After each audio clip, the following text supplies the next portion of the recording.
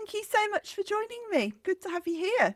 Thanks for having me. Tell me a bit about your career journey. Let's go back to the beginning as you were perhaps leaving school and starting to think about what you might want to do in the real world, as it were. Did you always know you were going to go into that sort of creative marketing space? Talk me through it. No, I absolutely did not. I grew up on a family macadamia farm, so I had a very agricultural Very childhood. different. Very, very different. So I went to university in the country as well, so opportunities for internships was extremely low. I actually was going to become an accountant, which is actually quite funny if you know me because I count with my fingers. Just really not my strong suit at all. But then had a really great marketing lecturer who kind of showed me the opportunities in marketing. And that's where I changed and did a major in marketing and also in sport marketing as well. So being in the country, I wanted to get a grad program. That was the key thing back then to try and get was these pinnacle grad programs. And I couldn't get into marketing. I didn't come from one of the universities that a lot of it, the marketing grad programs came from. So I applied for a grad program with Reece Plumbing and it was in operations. And yeah, they flew me to Sydney and they basically said, do you know what this is? Like, do you know what you're going to be doing? And I didn't care. Like, I grew up in the country. All I wanted to do was live in the city. And, I grew up watching like everyone, Devil Wears Prada, now that it's having that resurgence. So I thought I just wanted that life. Yeah. So I started in operations and I was, quoting toilets and working in a plumbing store selling product. So it was a very humble beginning when you do this big marketing degree thinking, I'm going to become the marketing girly. And then you are, quoting how many pieces of pipe is needed and how many toilets per floor of, a new residential building. So it was definitely a lot of feeling quite lost in that. But then I definitely made a name for myself and actually moved into marketing from there, into irrigation and civil. Someone left and I remember everyone was like, do you even want to do this? Like, do you want to do irrigation civil? I was like, I don't care. Just get me into marketing. Like, I just need a foot in the door. So yeah, got my foot in the door there, Yeah. but we didn't have a, social media presence as Reece Plumbing. Reece Bathrooms did, but Reece Plumbing, we'd posted one picture of a goat sitting in a chair on Instagram. Like, it was early days. Which And screams plumbing, obviously. Yeah. exactly. So yeah, there was a huge opportunity for it. And I was looking around at all the other grads that had gone to these universities that, they cared about and I didn't. I had this degree that they were like, they didn't even know where Southern Cross University was. And I was like, how do I differentiate myself? So I did a postgrad in digital marketing through the Chartered Institute in England. And yeah, kind of pitched and said, what are we doing? Like, we're one of Australia's biggest brands. Why aren't we on social media? And they said, you figure it out, write a plan, which I Googled how to write a social media strategy. Obviously, I had a marketing degree, but that's, how most beautiful things start is, figure it out. And yeah, presented it. And then they basically were like, you know what, she's right. 2 days later, asked the other leaders. And then that's how we started social media with Reece Plumbing, and having it. And it grew into a content marketing team. We had 24 channels, 6 business units, and 3 different countries before I left, and then went into tech as a content strategist for Australia as well. And that's where I really got to take what I'd learned in one brand. I kind of got to that point where I'd been with Reece for 8 years and I loved working there. I will always have love for that company. It was just the absolute best pinnacle days of culture that even when I see people that we used to work together back then, they're like, how are we in such the golden days? I was like, it was incredible. I used to love going to work every day. Even though I was an employee, I loved it every day. Then went into technology, but then obviously in 2022, there was a lot of redundancy. So that's where I really faced that beautiful time of being laid off from the dream job and actually needed a bit of a break from marketing. So I took a break and went into open source intelligence. So working with the government, but both open source intelligence and also like citizen communications. So we were working with large ones like the Australian Taxation Office, Department of Defence, Prime Minister and Cabinet, transport. And that showed me a whole other level of data. And I really loved that because I needed a break from marketing. Like, I just felt like I'd fallen out of love with it. But then it showed me how to use data and insights to a level that I didn't have when I was in a creative role. Through doing that, I realized I'd always been quite entrepreneurial, and I'd say to my parents, I'm going to work for myself one day. I just don't know what it is yet. And, we set the department up and we set the direction. And I realized I need to go and do this for myself. Like, it's time. And if it's not now, I will get myself too comfortable that I won't be able to, make the sacrifices that I needed. And so I went and worked for myself. And then last year built some technology as well with a co-founder, like all of us building AI tech. And we had incredible tech. We went through a venture capital program, but like I think everyone, we got to the end of the year and I'd been a huge Claude user. I've used Claude for 2 years and I just couldn't hand on heart say that this was Claude proof. Like, I loved what we had. I believed we were solving a problem, but Claude was just, every time they did an update, they're taking out these people and these new, tech startups. And more people would say to us, like, the tech's great, but what about the you part? They're like, you're the one that brings the ideas. Like, you're the one that we want to work with. And I had to then actually reflect on myself and go, well, what is the work that I want to get out of bed and do every day? And a lot of that was about working with people and creative ideas and all that. So then, we had a look at bringing it to services into the tech in-house. And then I could see where I wanted to have an opportunity to take wedge and definitely of that data and insights piece. And then that going into it with creative and really going hard on it from social and content, because obviously that's what I've become quite known for. So I pitched to my co-founder the opportunity of what it would look like to purchase him out. And that was finalized last week. So that's basically, I think, like 12 years in the matter of 7 minutes. It's really impressive. Thank you. You covered an awful lot of ground there. Yeah. There's so many things that I want to go back to, and I think what would be really useful is to, because hindsight's always 2020 and you can see things differently looking back than perhaps you did at the time. But I'd love to go back and kind of pick out some of the, I guess, key moments and things that from my perspective listening to you really stand out, but then obviously really interested to hear from the inside perspective how it felt kind of going through it. The first one is really the going into that graduate program in an area that you knew you didn't want to be in, but it was kind of the foot in the door. And as you were saying it, I was just kind of thinking, it's really smart, get yourself into a big business, get yourself, as you say, foot in the door, foot on the ladder. Yes, it's maybe not the role you want to stay in, but you can absolutely see that there's going to be opportunity to move within the organization. And I would imagine by that stage, you'd kind of figured out that it was probably going to be easier to do that from the inside than just keep kind of knocking on the door and no one would let you in. Was that quite a conscious decision?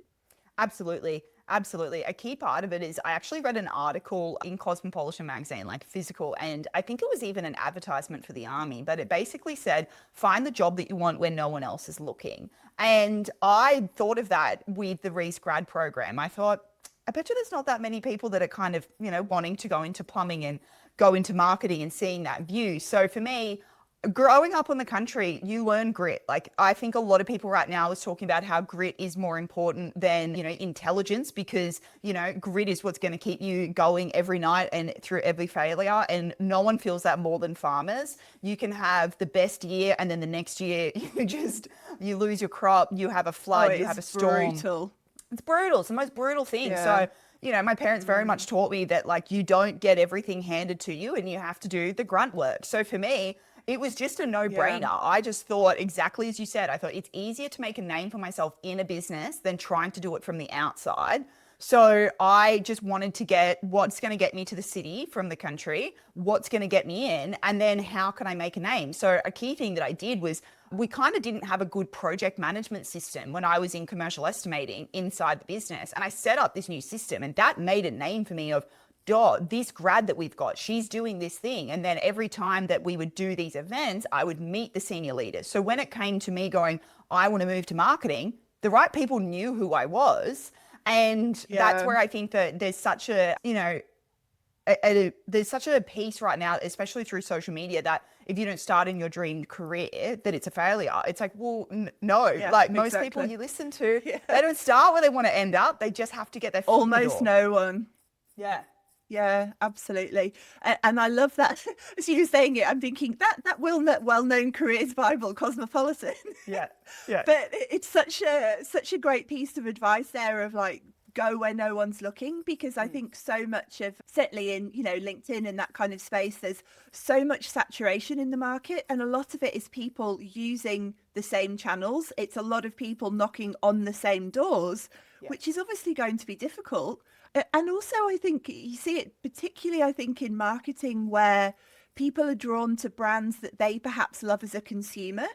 Well, as a marketer, that doesn't necessarily mean that it's going to be an interesting place to work. No. The example that always springs to mind is like Nike. You're like, well, how much influence are you going to have in Australia on Nike's marketing? Not Yeah. not much. I presume as a huge percentage is coming from global. You're perhaps tinkering around the edges. You're not necessarily going to get to do something really groundbreaking and push the envelope. And I think that can sometimes get missed. And as you say, a brand that, from the outside is maybe not as, quote unquote sexy, but isn't that more of the challenge? Isn't that It isn't is. that actually more interesting to make that engaging, to find ways, particularly I'd imagine in social and content, to actually engage with people and to bring them on some sort of, brand story, brand journey with you? Much more interesting, I'd imagine. Absolutely, yeah. And I think a key part of it is it's the experience, but also those companies, they have the technology that you need access to, like by the time that Yeah. I was ready to go to my next step, I had all of the technology. So when I would go, here's my resume, yeah, I knew how to use every tool because we had them all. I had worked across all of the platforms. I had created it. Like I had a portfolio creatively and then also a skill set as well. The other part is like through being in that business, a lot of reasons why I do talk about careers online and I, shared a lot of that is that we had leadership training. Like we learned disc profile. We learned so much quite young and I'll always be so thankful for it. And it's why I, share a lot of it to others because conversations about things like understanding where I sat on the disc wheel, and then we were given these like physical cards, which then you would then understand how others, and you would read people. I use that now every day, and there's so many Yeah. little things that I learned from corporate that I've realized now just as a business owner takes me to that next level. Like I was redoing our whole CRM system, and I went for the features I wanted. I was telling people, and they're like, "Why do you need it?" I was like, "Because." That's what I know from an enterprise level. And if I want to continue to grow this, I'd rather just start at that. But also, that's just how I knew ways to be. You learn project Yeah. management at that level, working with others, you learn your candor, you learn your professionalism. So, yeah, I think we think that the beautiful one on the outside, but it's like you will also learn the soft skills as well, regardless of where you go, Yeah. that sometimes it's just not where everyone else is looking and there's not as much competition. Yeah, absolutely. And often, as I think is evidenced by what you've already said, that sometimes because they have to try harder to get great talent, they've probably built great culture as a result, because Yeah. they haven't necessarily had a name that's going to bring people through the door. They've had to go, let's make this a place that everyone wants to work. Let's, as you said, invest in our tech stack. Let's have the best of, whatever software it is. Let's invest in leadership development, all of those things that, I mean, they matter at any point in your Mm. career, obviously. But I think particularly in those early days when there's an element of you don't know what you don't know. And if you're just kind of left to figure that all out for yourself, it's really hard. And if Yeah. you've had that foundation, it's funny you mentioned disc in a very distant life, like literally 20 years ago, I had a management training company and actually I trained in disc and used to do team building and communication skills. And I love that tool as well. I Mm. think it's so useful. As you said, not just from the understanding of self, but the then being able to interact with others and communicate with others in a way that they will hear you more clearly. Mm. I think it's great.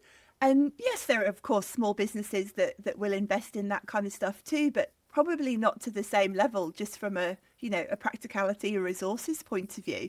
And it's interesting now when you kind of look back on it. And I wonder at the time if you actually realized how, I was going to say lucky, it's not the right word, but how, what a positive place you were actually in. Maybe you just assumed that all organizations are like that because you haven't had a different experience. But it sounds like it was, yeah, really formative. Oh, absolutely. And I think there was so many points, especially when I was in that of, you know, the number one part where I really saw, and it's like if the absolute pivotal that helped me is when I was sitting in Silverwater in Western Sydney, you know, quoting probably some hospital of how many toilets that they needed, being a creative person, wanting to go and work in that. And I just sat there and thought, no one's coming. Like, no one's coming to get you. No one from marketing's going to come from head office. Like, if you don't do it, genuinely no one's going to do it for you. And that, I remember just being so sad and just like, what am I doing? Like, I've never felt probably as lost as I did then. It's like, I'm in a new city. I'm away from all of my friends because no one else lived in Sydney.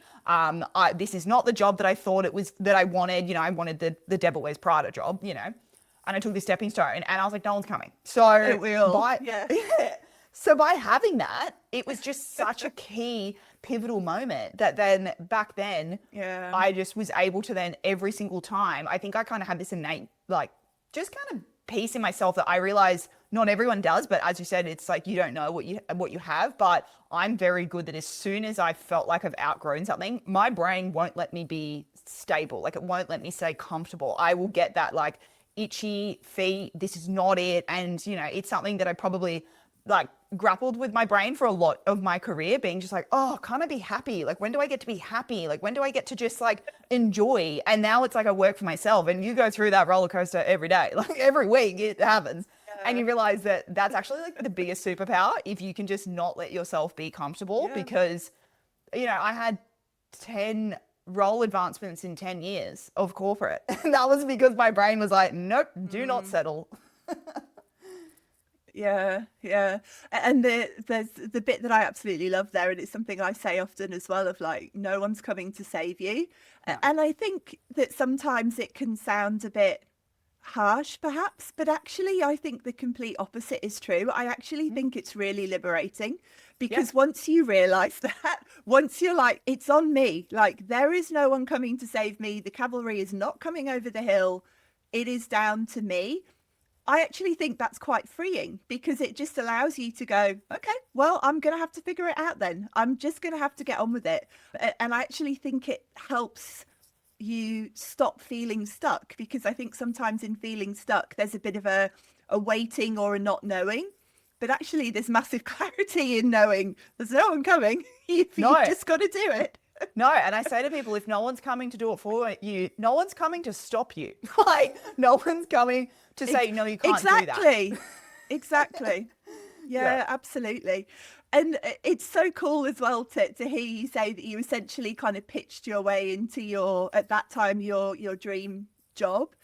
And I really think, I mean, it's probably a bit of a cliche to say, but it's so true that sales is the ultimate skill, and being able to sell yourself in your career is just so important. And I think it's kind of weird that somewhere along the line, like, sales became a bit of a dirty word, and even just saying, you know, you've got to be able to sell yourself. I can imagine people hearing that and, like, you know, recoiling physically and going, oh, that just sounds really cringe. But isn't that just life? Like, you've got to be able to say, this is what I'm good at. This is the value I bring. I think I can really have an impact here. And as you said there, it's not like you say that and the doors just kind of open sesame. You have then got to put together the business case. You've got to do the hard yards. You've got to do the work. Even once you're in the role, you've then got to prove that you can do it. But if you hadn't have done that in the first place, as you said, it wouldn't have happened. No, exactly. And for exactly that, I think as well, if there was one thing I wish that I actually had more in my life and more in my career, was sales training. I actually wish that I'd done sales training, I will say, a few times with organizations, but I wish I actually did work in a sales role, because I just think the level that would have given me of rejection, getting over rejection sensitivity, like that, I think is one of the biggest things, is people are so worried about, but what if they reject me? And then when I became a business owner, that was the thing that held me back, is that actual rejection sensitivity. So I kind of had to develop that of pitching myself out. But you're absolutely right. And it is a lot of work for it. And, you know, I've posted about that and how I got promotions on social media. And you'll always have people say, that's too much work, I don't want to do it. Good. Like, don't. Because at the end of the day, if you don't take control of your career, someone else will. And I tell you what, they're not coming to give you the promotion just because you're good at your job. You'll probably stay where you are because then it's easier. And they'll think, oh, she doesn't want any more. She's never said anything. Or, you know, if you like me, you become redundant, then that could happen. A business has to make a decision and you're out. Yeah. And then, or you want to pivot and change into something else, no one's going to do it for you. So I say to people that I actually think that it is more energy telling yourself, no, I'm happy, and no, I don't want to leave, and no, this is fine. It's actually more energy because you're in a more of a battle with yourself. When you just let go of that freeing of telling yourself, no, no, this is not a good idea to do, and I'm fine, then that's where you feel like a lot more liberated to be like, all right, well, what am I going to do? Because you actually realize that it's really the opportunities come to the people that put themselves out there and have that level of audacity. And the more you do it and the higher you get up, you just realize there's just a lot less people that do that. Yeah, absolutely. And I absolutely think it becomes self-fulfilling and it becomes self-reinforcing, because the more you do it, the more you see the results. And that initial fear that, let's be honest, I think everyone feels. I've yet to meet someone who says, "Oh no, I never felt like that." But again, the more you do it, it's a little bit less the next time, and a little bit less and a little bit less, and you keep going, you keep going. Yeah. You mentioned that kind of fear of rejection there, and I totally agree with you. I think it is something that, I mean, I think it's just part of human nature, isn't it? We're all kind of wired that way. But how did you either get over it, or perhaps more realistically get comfortable with it? Because I maybe we never actually fully get over it. But was Yeah. it just a case of like exposure therapy and just keep Yeah. doing it? Talk me through it. I think a really hard part of it, and especially content online, is that there's a lot of pieces about, manifestation or self-talk and confidence and sending the mirror up. You can do all those till the cows come home. But the only thing that builds confidence is evidence. It's evidence-based confidence. And it's like right now, your brain doesn't have the evidence that you can do the hard thing. So by doing it, then you go say to your brain, oh, no, that's actually not too scary. And then you go for the next thing. So by building that, it's like building a muscle of like showing, because the biggest thing is you can't control whether they say yes. You can't control whether you lose your job. You can't control any of that. The only thing you can control is you. So you have to become so just like, not like delusionally, like, optimistic of yourself, but just like so just ingrained with yourself to back yourself regardless. And it doesn't matter what will happen. I will figure it out and I back me. And so I really am someone that like I have to have evidence-based confidence. And I say to myself, oh, you're not bad at it. You just haven't done it before. And it's building that muscle. And then you'll realize this will be like the last one that you had, or that first job when you work in hospitality and you don't know how to use the till and you don't know how to read tables and you don't know how to use the dishwasher and it's horrible and you go home and you cry. But then 3 months later, it's easy. And it's like, because we all start to then become second nature. Same with myself with running a business. Like 2 years ago, what I would do is completely different to how I am now because I built that confidence. So I think everyone thinks that there's this conversation that you will just do it when you feel a certain way. You're doing it fear. Like you're doing it shit scared, absolutely shit scared. But you just say to yourself like, no, it's not that I'm bad at it. It's just that I haven't done it before and it's new. And I just said that to myself each time and then built that confidence in myself and just made sure that I mentally just checked in with myself to then say that as well. Because otherwise where that imposter syndrome gets is where there's a disconnect between how you see yourself and actually what that ability is as well. And you don't think that you have that goodness. So you do have to have that internal check-in to go, no, I can do these things and I do have that. And that's where things for me, it's things like doing a checklist of, what is all the really big things I did this week, or what is the big things that I did this month, and being able to look at it and go, that's actually a lot, and kind of get yourself off that hedonic treadmill and then go, wow, like I'm actually doing a lot of things that before, was very hard to me and used to scare me, but it's all evidence for me. Like I would love to do a lot more of manifestation and things like that. I definitely visualization, know the goal to get through it. But to me, my brain needs the evidence for sure. Yeah. And also I think I completely agree with everything you've said there. I think there's a misunderstanding about what confidence is, or like where confidence comes in the process. And like you said there, I think a lot of people assume that confidence is the first step. I have to have confidence in order for me to be able to do something. But it's not. The first step is actually doing the thing. It's actually the action. And then, as you said, you build the evidence, and that's where the confidence comes. Like once you've done the thing and once you've kind of become a bit more competent and worked all of that out. As you said in the beginning, it's just being terrified and kind of doing it anyway. It's, to use the book title, Feel the Fear and Do It Anyway. And I think that's often where a lot of people get stuck. They're waiting for a feeling. I'm waiting to feel ready. I'm waiting to feel confident. And it's not a feeling, it's a decision. I am ready. I'm going to do it now. I'm going to take the action. Yes. Yes, it's 100% backing yourself a decision to do it. And then and then as you say, you build that evidence and you can look at it and go, oh, actually, last time I, jumped off the cliff, I figured it out. Okay, maybe it wasn't a 10 out of 10 dive, but I figured it out. Like it was okay. So you do it again. And back to that point about it becoming a bit more kind of reinforcing and almost self-fulfilling. I heard this great reframe a little while ago about imposter syndrome, and it really stuck with me because, I mean, for one, we've pathologized it and we call it a syndrome when, it's not a medical thing, but actually it's a signal to you that you're doing something that you haven't done before. And that is actually something to be celebrated because you're challenging yourself and you're pushing yourself. So instead of having this slightly negative view about it and like, oh, it means, I'm in a room that I'm not meant to be in, or I'm not good enough, or whatever it might be, it actually means the complete opposite. It means that you're taking action. It means that you're pushing yourself, and it means that you're challenging yourself. And they're all really good things. Yeah, completely agree. And if anything, I now definitely have that like just resilience within myself of like, I built the competence to have the confidence, is what I say to people as well.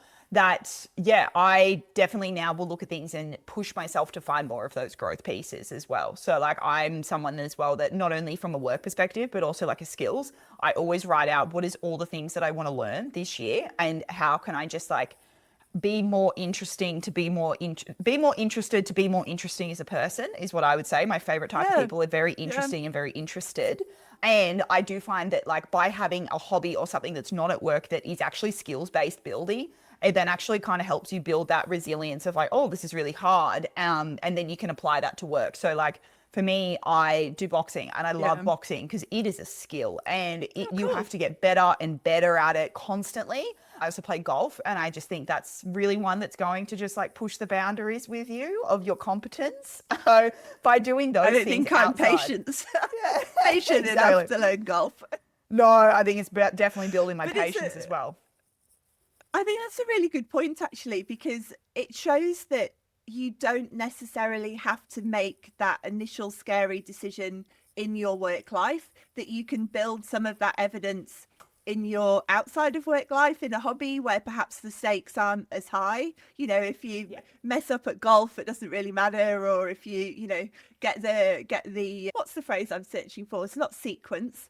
In boxing, I can't think of it, but it doesn't matter if you get that. It doesn't matter if you get it wrong, and then you can build that and then take that into your career and into your work life. That's actually a really smart way of doing it.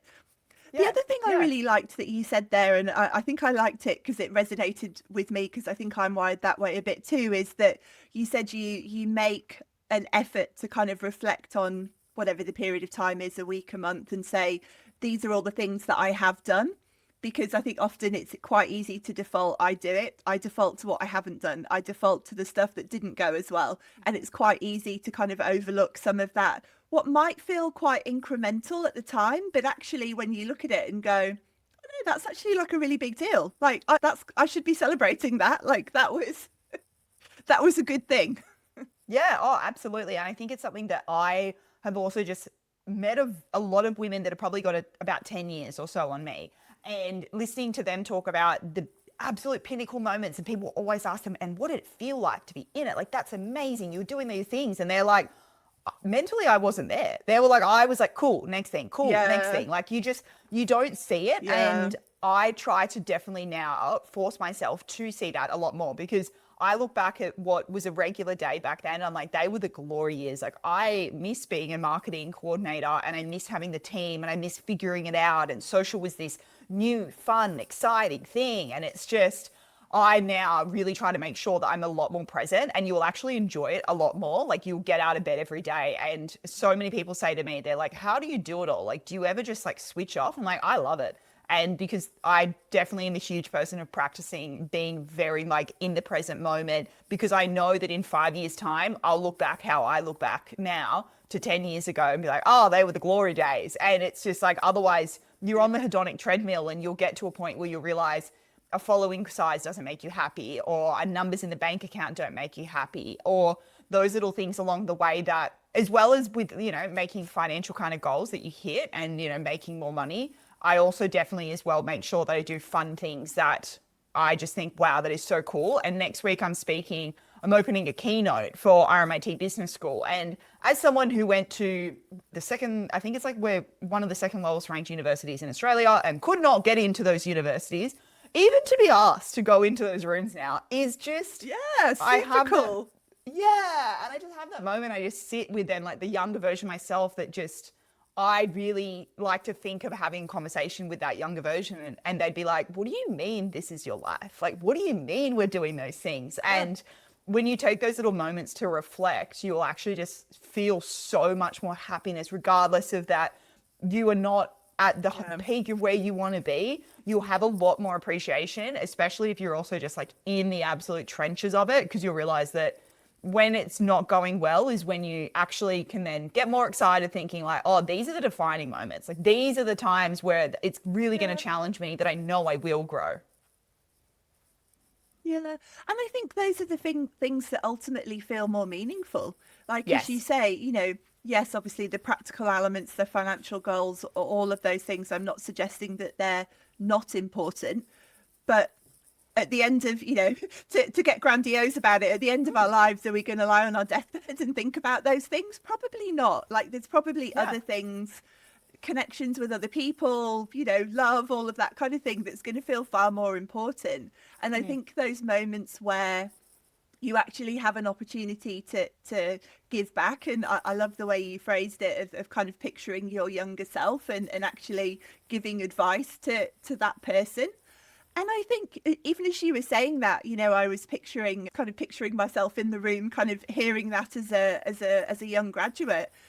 And like, what an amazing message for someone to hear. Like that you, back to the earlier point, that you are in control of this. You might at this moment in time feel like maybe you have limited options, but you just need to broaden. You just need to kind of broaden your sights. Like there is a whole world of Yeah. opportunity out there. And Yeah. doesn't mean it's going to be easy, doesn't mean it's going to fall in your lap. In fact, it probably means the complete opposite of that. But it is within your power to kind of make those things happen for yourself. And I think that's a really important message for everyone, not just for graduates, but I think particularly at that point in time, if you can kind of get that lesson early on, I Yeah. think it will make quite a big difference to how people approach their careers. Yeah, for sure. And I think That social media, you know, is, sorry, you go. no, go ahead. I was just going to say, I don't think social media plays a big role into that because, you know, social media, we say it takes 10 Yeah. years to be an overnight success.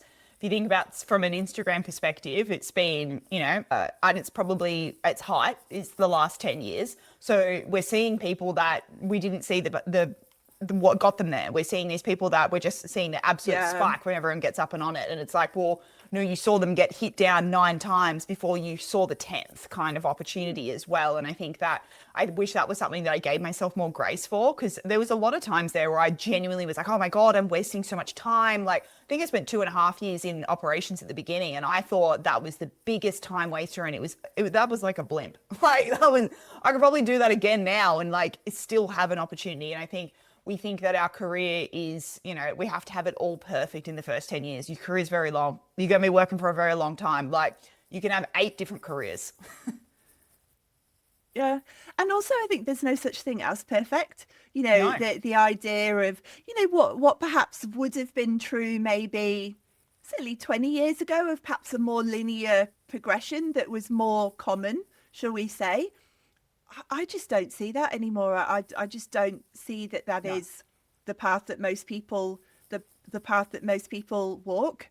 It's an analogy I've used before, but I think it's a really good one of thinking instead of the ladder, the climbing wall, because it just kind of gives a much more, I think, real world perspective of there's not just this one very linear path. You've got multiple options. You can go left, you can go right, you can go back, you can go diagonally, you can, hang upside down, like whatever it is. There's lots of different options to you. And I think it's interesting because I do find it is often people who are a bit younger, who are at that graduate level, who I think can get a little bit locked into that thinking of it does need to be perfect. I need to make the right first step. I have to get it right.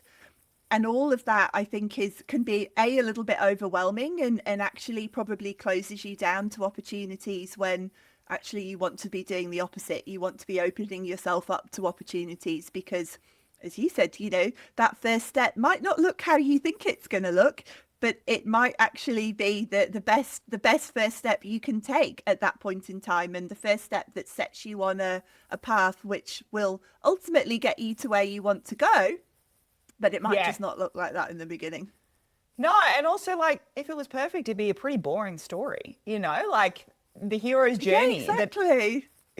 Like the hero's journey that every book, every Disney movie goes through the exact same hero's journey, like the exact same structure. And you don't have a look at some of the movies that we grew up with, and it's just, perfection happens. So I often say that I'm a very big person in building really good lore. Like, I just love people that are so interesting and have just had the weirdest backstories and twists and turns. And I'm very big about building that. Just, I love when you meet people that are so interesting and so interested in what you do, and they're so interested in life and aren't afraid that, know that then it's a pretty boring story if it's trying to be perfect all the time. So yeah, that's something that I've probably become quite comfortable with now. And now when I meet those people and you're just like, wow, you are so interesting. That's my goal, is to be really interesting and really interested. Yeah, it's a good goal. I concur.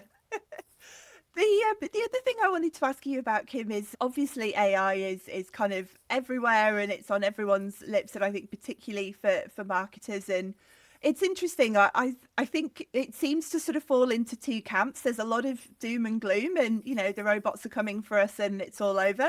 And then there's another camp of it's going to be some like ultimate nirvana, and then we don't kind of hear much in the middle of where I suspect as is often the way, that the answer is going to be somewhere there in the middle.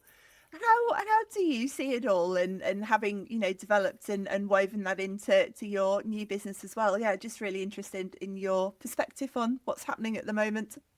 For sure. And I absolutely appreciate people's concerns with it, 100%. And I'm very aware that women usually sway to have more of those concerns. And that's where there's a lot of conversation this week of women are adopting it not as fast of a speed. And because there's more concerns. Yes, what about I've seen that. sustainability, the environment? I completely agree with that. I don't believe it's going anywhere. This is the exact same as social media, where there was a lot of negativity with social media at the beginning. It's harmful, it's this, it's that. It didn't go anywhere. Probably the before with that, where my first job was data entry into a computer. That job doesn't exist anymore. So I completely understand people's concerns, but if society's moving to it, it's not going anywhere. So if we want it to be better, we have to be in it and in the conversations and utilizing it in the right ways to be part of that, to shape how we want AI to be in the system with us, because it will come into society, it already is, regardless of if we decide as a person we're going to be out of it or not. So I'm very much of that. And obviously I came into social media right when it was becoming. And we've spent a lot of time really, defining what that meant for brands and how we show up. And I just I was young and in a position at the beginning where I couldn't have a lot of say and a lot of, substance to that as well. I was straight out of my career. I hadn't built that way to be able to publicly critically think of the other versions of it. So now I'm very, forward front with it. I think as well, like most things, yes, I think we're looking at the roles that it will take away, but like all things, that it brings in roles. So for example, when I started in social media, it was really hard to get a job because everyone wanted you to have experience in the full Adobe Creative Suite. And that was Photoshop, Illustrator, Premiere Pro. You were filming on DSLR cameras, and you couldn't actually use the technology to get a job, but then you needed a job to use the technology because it was 10 grand a year. Yeah. We'll look at it now and it's like things like CapCut and Canva. When those came out, it was, oh, it's going to ruin the design industry. No, it created a whole new one. It created content creators. It created opportunities for people to monetize themselves, for personal brands, to build audience, to build influence. Like that came from these tools allowing people to do that. So I look at this and go, I don't have all the answers right now. And I know that there's absolute very viable concerns, 100%. But I look at that and think, well, that opened up opportunities. What are the next ones? And it's going to open up as well. And how can it speed up a lot of ways? Like I, as a creative, I use it. We use it every day, but like it doesn't take away my creative ideas. It helps us have better ideas. It helps us move forward. It helps us take out the parts that, you know, is the friction that stops us from having such great creative ideas. But I think for me, as someone that grew up in the country that couldn't get the internship and couldn't use the technology and had to go and start in the role that they didn't want to do and all that kind of stuff, I could have been at university. I could have, you know, used CapCut. Could have used Canva. Could have used Claude. And I could have probably turned the local cafe into a viral sensation and then gone for these jobs and go, hey, Yeah. I got them 200,000 followers. And they'd go, amazing. Look how good you are. Like I could have created an internship for myself on my phone for free. Yeah. Yeah. It's such an important point, and I do think it is one that gets overlooked. As you say, again, maybe it's a bit of human nature. I think we tend to catastrophize perhaps a little bit too much, or it becomes about the doom and gloom. And you said, sure, you know, there's concerns, guardrails, all of that Yeah. kind of thing. But let's not actually lose sight of the possibilities, and let's Yeah. not lose sight of what it can do for people. And as you say, particularly for creators Yeah. and marketers more broadly, I find it quite interesting that I think when we were first kind of hearing about AI, and there was an almost default response that it was going to take away creative jobs. It was going to, you know, copywriters will never hear from them again. They're done. And it kind of hasn't really turned out like that, because No. it No. turns out that AI isn't great at everything, and maybe kind of AI plus human is going to be the most effective solution. And I also think more broadly that for marketers, so many of those kind of core human skills that I think we probably all will need to lean into more, so many of those kind of sit in the wheelhouse of marketing. Yes. Storytelling, you know, Yes. creative thinking, strategic thinking, not just regurgitating strategy from other places in the way that AI would.